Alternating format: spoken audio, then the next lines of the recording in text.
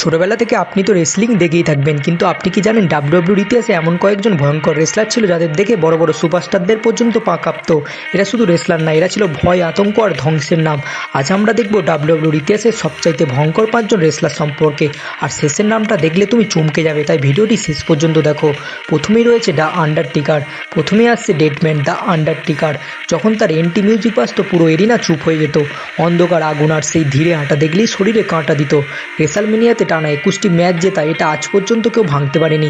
Undertaker মানেই মৃত্যুর মতো ভয়ঙ্কর। দ্বিতীয় নম্বরে আছে কেন। এরপরে আসছে দ্য বিগ রেড মেশিন কেন। আন্ডারটেকারের নিজের ভাই, তার মুখের সেই মাস্ক আর আগুনের এক্সপ্লোশন এন্ট্রি দেখলেই সবাই ভয় পেত। কেন রাখলে কি করতো জানো? একটা চোকস্ম্যান, আর ম্যাচ সঙ্গে সঙ্গে শেষ হয়ে যেত। ভয়ঙ্কর ডমিনেট করতো তিনি অপোনেন্টকে। সে ছিল ডাব্লিউডাব্লিউ এর সবচাইতে ডেঞ্জারাস মনস্টার। 3 নম্বরে যে রয়েছে সে হলো ব্রে হোয়াইট। তৃতীয় নামটা একটু আলাদা কিন্তু ভয়ঙ্কর সবচাইতে বেশি। ব্রে হোয়াইট সে শুধু মারামারি করতো না, সে মাথা নিয়ে খেলতো। তার ফিন ক্যারেক্টার দেখলে একদম হরর মুভি ভিলেনের মতো লাগতো।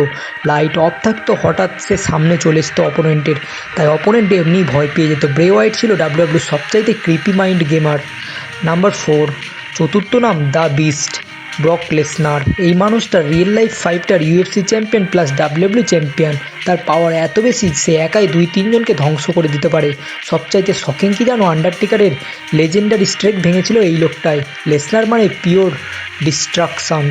নাম্বার 5, শেষে আসছে অ্যাটিটিউড এর king, Stone Cold Steve Austin. সে হয়তো হরর না, কিন্তু তার অ্যাটিটিউড ছিল সবচাইতে ডেঞ্জারাস।